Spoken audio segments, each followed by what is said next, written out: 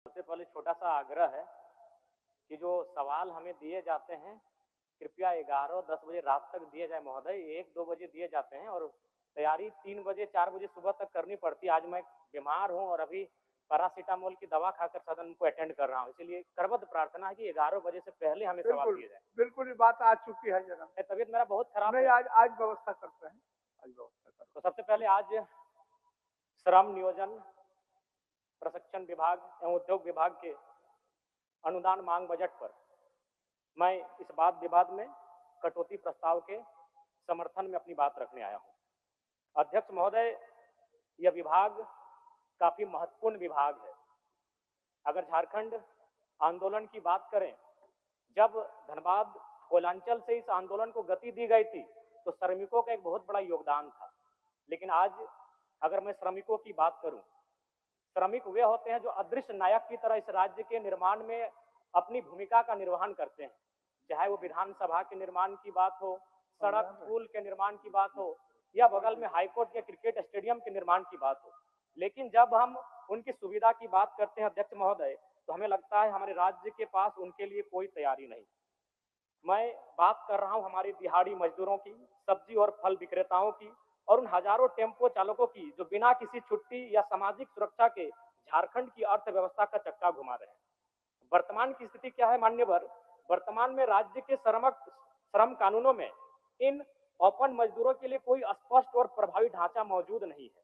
एक निर्माण श्रमिक या रेहड़ी पटरी वाला व्यक्ति जब सुबह घर से निकलता है तो उसे यह नहीं पता होता है कि आज काम मिलेगा या नहीं मिलेगा, और यदि काम मिल भी जाए तो दुर्घटना की स्थिति में उसके पास ना तो बीमा है, ना इलाज के लिए ESI की सुविधा है, और ना ही बुढ़ापे के लिए PF का सहारा है। अतः मैं सरकार को स्पष्ट सुझाव देना चाहूंगा कि इन श्रमिकों को व्यवस्था के दायरे में लाने के लिए एक यूनिक वर्कर आईडी प्रणाली लागू की जाए। यह केवल एक कार्ड नहीं बल्कि उनके अधिकारों का सम्मान होगा। जितने भी असंगठित मजदूर, वेंडर और चालक इस आईडी के तहत उन्हें पंजीकृत किया जाए, मैं सरकार से यह मांग करना चाहता हूं। अध्यक्ष महोदय, प्रवासी मजदूर, मैंने हर बार प्रवासी मजदूरों की समस्याओं को लेकर विभाग से सवाल किया, विभाग का उत्तर मिला। हालांकि प्रवासी मजदूरों की दुर्घटना पर मंत्री महोदय का कोऑपरेट रहता है, उसके लिए मैं उन्हें बधाई दूंगा। लेकिन मंत्री महोदय, आपके पास डेटा बिल्कुल गलत रहता है।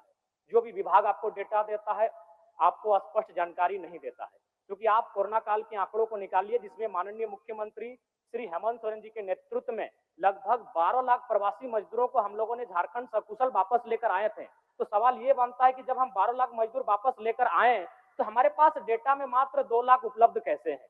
इतनी बड़ी असमानता कैसे? इतना बड़ा तालमेल का गड़बड़ी कैसे हो सकता है? अनुमानित 12 लाख हम लेकर आए थे, और अगर मान लिया जाए तो हमें लगता है 16 लाख से ज्यादा प्रवासी मजदूर इस राज्य से बाहर दूसरे राज्यों में और दूसरे देशों में रहते हैं। तो इसलिए अध्यक्ष महोदय, मैं माननीय मंत्री महोदय से आग्रह करूंगा, और विशेषकर क्योंकि आज एक ऐसे राज्य जो 40% खनिज संपदा देता है और उस राज्य में प्रवासी मजदूरों की संख्या में इजाफा होना भी इस राज्य के लिए चिंता का विषय है। अभी विजय कुमार महतो की मौत की जो बात थी वो ठंडी हुई नहीं कि उसी गांव में दूसरे प्रवासी मजदूर की फिर एक डेड बॉडी वापस आई है महोदय, जो कि बहुत ही चिंता का विषय है। आज सरकार को प्रवासी मजदूरों के हितों की रक्षा के लिए विशेष कानूनों को बनाने की आवश्यकता है। अब मैं बात करता हूं महोदय नियोजन की। अगर नियोजन की बात करें तो सबसे पहला बात, नियोजन के जो आंकड़े हैं उन आंकड़ों के अनुसार, और ये माननीय वित्त मंत्री महोदय ने अभी सार्वजनिक रूप से स्टेटमेंट दिया था कि हमारे पास नियोजन के आंकड़े लगातार घट रहे हैं। 2022 की स्थिति थी कि हमारे पास 5,33,000 पदों का सृजन था, जो 2023 में घटकर 4,66,000 हो गया। और आज की बात करें, एक दिन पहले माननीय सदस्य सत्येंद्र तिवारी जी ने भी सवाल किया था और जवाब मिला लगभग 45% जो पद हैं वो आज भी रिक्त हैं।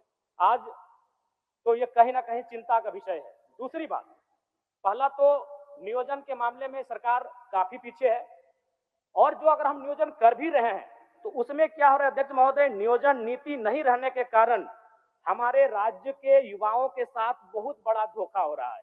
इस राज्य की निर्माण का जो उद्देश्य था, वो उद्देश्य कहीं ना कहीं यह दिख रहा है कि हम उस उद्देश्य से काफी भटक चुके हैं। इस राज्य का निर्माण इसलिए नहीं हुआ था कि हमारे राज्य के युवा बेरोजगारी का सामना करेंगे, हमारे राज्य के युवा अन्य प्रदेशों में जाकर मजदूरी, दिहाड़ी मजदूरी करने का काम करेंगे। यहाँ तक युवाओं, नौजवानों, भाइयों की बात तो छोड़िए, आंकड़े यह बताते हैं कि हमारे राज्य में लगभग 75,000, जिनमें अधिकांश आदिवासी बहनें मुंबई में, गुजरात में, दिल्ली में, चंडीगढ़ में, उन वो बड़े शहरों में दाई घर में झाड़ू पोछा लगाने का काम करती है। एक केरल राज्य है जहां की बहनें अगर अपने घर की चौखट को लांघती हैं तो वो डॉक्टर बनकर किसी राज्य में जाती हैं। दूसरे राज्य की बहन बेटियां अगर अपने घर की चौखट को लांघती हैं तो वो किसी सरकारी पदों को धारण करके दूसरे राज्य में जाती हैं। लेकिन झारखंड के लिए चिंता का विषय है कि हमारे घर की बहु बेटियां अगर चौखट को लांघती हैं तो नौकरानी बनकर दूसरे राज्यों में जाती है। अध्यक्ष महोदय, ये आंकड़े बताते हैं। इसलिए मैं कुछ आंकड़ों के माध्यम से बताना चाहूंगा। सीएचओ की नियुक्ति जिसमें 550 सीट था, 220 सीटें अनरिजर्व थी, जिनमें 150 तो राजस्थान से हुए।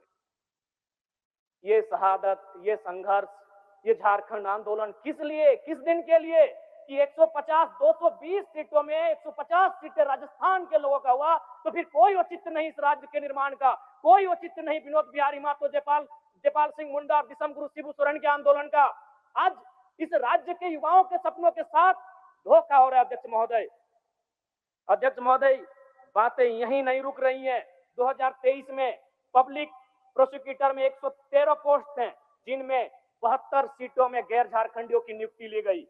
गिरिडीह जिला में 2023 में 12 हाई स्कूल टीचर की बहाली ली गई, जिसमें 8 टीचर गैर झारखंड के थे। बोकारो जिला में उसी साल 13 हाई स्कूल टीचर की बहाली ली गई, जिसमें 9 बाहर के थे। 2022 में जेपीएससी के द्वारा 232 सीटों में 125 अनरिजर्व थे, जिसमें 82 गैर झारखंड के थे। अध्यक्ष महोदय, ये महज आंकड़े नहीं, इस राज्य की एक शर्मनाक स्थिति को बता रहा है कि हमारे पास क्या प्लानिंग है, हमारे पास क्या तरीके हैं कि हम इन चीजों को रोक सकें। 2024 में जेपीएससी के द्वारा 28 टाउन प्लानर की नियुक्ति हुई, जिसमें 17 गैर झारखंड के हैं।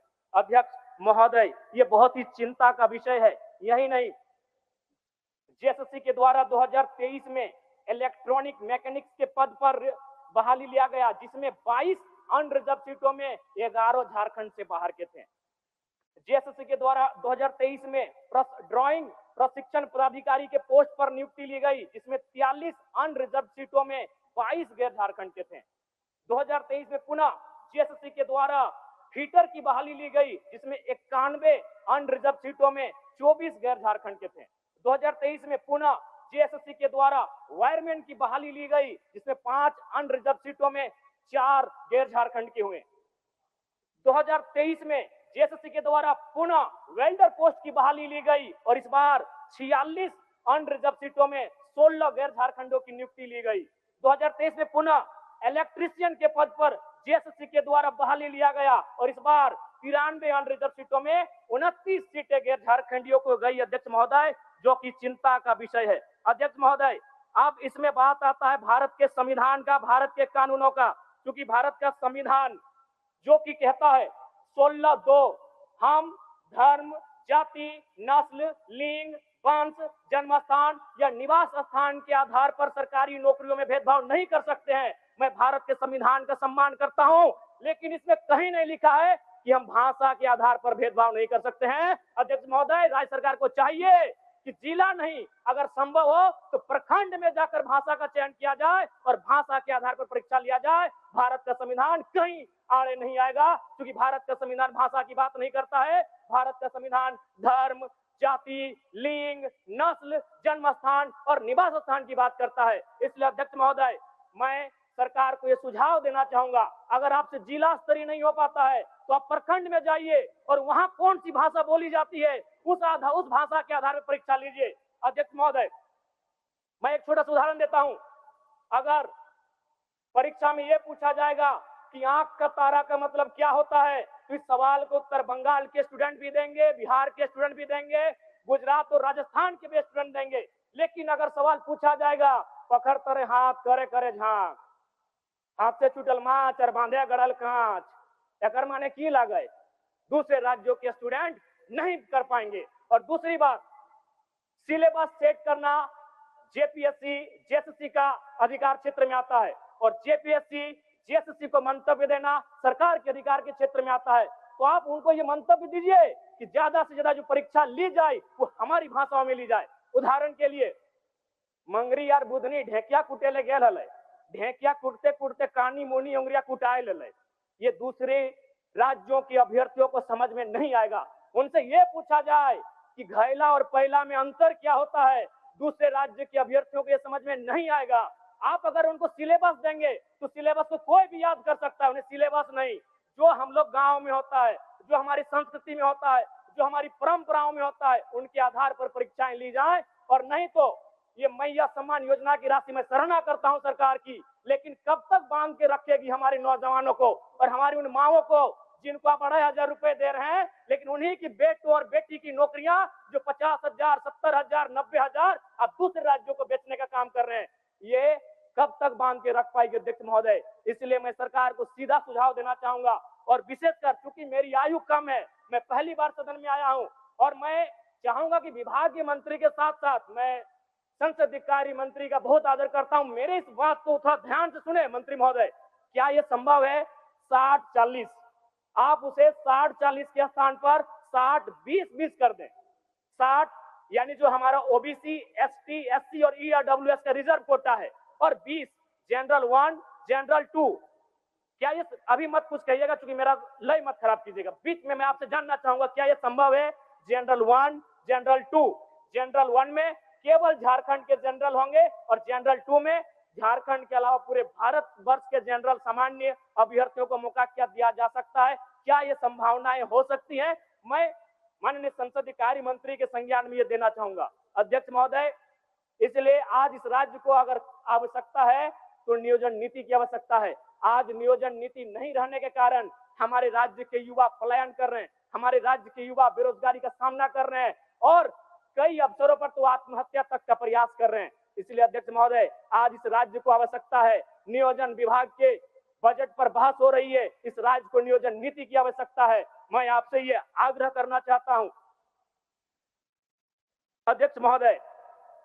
अब मैं थोड़ा सा बात करना चाहता हूं निजी कंपनियों पर। माननीय मुख्यमंत्री धनबाद गए हुए थे झारखंड मुक्ति मोर्चा के स्थापना दिवस के कार्यक्रम में गोल्फ ग्राउंड, और शायद धनबाद जाने के बाद उनके अंदर विनोद बिहारी महतो, कॉमरेड एकेरा और शिबू सोरेन की आत्मा शायद समा गई थी।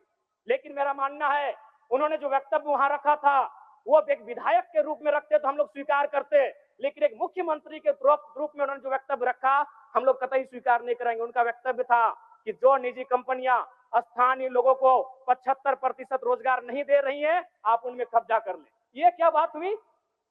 हम विधायक अगर इस बात को रखते हैं तो समझ में आता कि भाई एक विधायक ऐसा बोल रहा है, मुख्यमंत्री, राज्य के मुखिया, राज्य के अगुवा कह रहे हैं कि आप कब्जा कर ले। क्यों कब्जा करेंगे?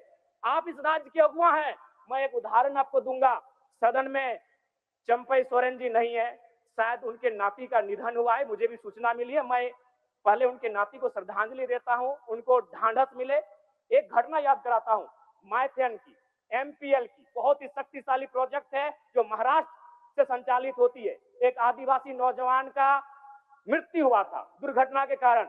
हम लोग 6 दिनों से धरना पर बैठे थे और नियोजन की मांग कर रहे थे, मुआवजा की मांग कर रहे थे। कंपनी ने स्पष्ट कह दिया कि ना नियोजन मिलेगा ना मुआवजा मिलेगा। चंपई सोरेन जी गए, उन्होंने महाराष्ट्र में बैठे अधिकारी को फोन लगाया, जब बात नहीं मानी डीसी से कहा झारखंड की पुलिस को यहाँ से बाहर करिए, यहाँ के झारखंड के लोग इस कंपनी को सबक सिखा लेंगे। यह बोली होनी चाहिए मुख्यमंत्री की। चंपई सोरेन जी ने स्पष्ट कहा कि अगर ये कंपनी हमारी बात नहीं सुन रही है तो इसे यहाँ डीसी को उन्होंने सीधे निर्देश दिया हमारे सामने धनबाद डीसी को कि आप जितना भी झारखंड पुलिस यहाँ तैनात है सबको बाहर करिए। अगर ये हमारी जमीनों पर खड़ा होकर हमारी बात नहीं सुनता है तो यहाँ के लोग इसे देख लेंगे। इसलिए ये मुख्यमंत्री का बयान नहीं होना चाहिए कि आप कब्जा कर लें। मुख्यमंत्री का बयान ये होना चाहिए अध्यक्ष महोदय, उनका नीति नियम बनाने का बयान होना चाहिए। आज पिछले 1.5 सालों से निजी कंपनियों में 75% के आरक्षण को न्यायालय में चुनौती दी गई है। किसने दिया है? Jharkhand small industry Adityapur small industry Kolhan और एक लघु उद्योग भारती। कहां के हैं पता करिए, सारे के सारे गैर झारखंडी हैं। तो क्या इनका मनोबल इतना बढ़ा देना चाहिए कि ये हमारे जो राज्य सरकार का निर्णय था कि स्थानीय युवाओं को 75% आरक्षण दिया जाएगा निजी कंपनियों में, उसके खिलाफ ये कोर्ट चले गए। और हमारी राज्य की सरकार आज क्या हो रहा है, अगर हम लोग कितने गंभीर हैं, 1 साल से ज्यादा हो चुका है इसको कोर्ट में चुनौती दिया हुआ, क्या राज्य सरकार का भी वर्तमान में उनके जो महाअधिवक्ता माननीय सदस्य ठीक है एकदम माननीय सदस्य 1 मिनट और दे दीजिए, आप एक मिनट दे दीजिए अध्यक्ष महोदय। तो इसलिए मैं सबसे पहले आग्रह करूंगा कि जो राज्य में महाअधिवक्ता होते हैं एडवोकेट जनरल, उनके नेतृत्व में 75% का जो आरक्षण है निजी कंपनियों में, उस पर सरकार का ध्यान हमेशा रहना चाहिए। दूसरी बात अध्यक्ष महोदय, बिल्कुल मैं आपका सम्मान करता हूं और बिल्कुल समय नहीं लूंगा। प्रवासी मजदूर जिनकी मृत्यु दूसरे राज्यों में या दूसरे देशों, विशेषकर दूसरे राज्यों में होती है, उनके सामने एक मृत्यु प्रमाण पत्र निर्माण में क्षेत्रीय बाध्यता आती है जिसे समाप्त किया जाए। क्योंकि जब हम लोग जाते हैं तो जो कंपनी वाले होते हैं उनका कहना होता है कि हम इन्हें लाभ तभी दे पाएंगे जब इनका डेथ सर्टिफिकेट मिलेगा।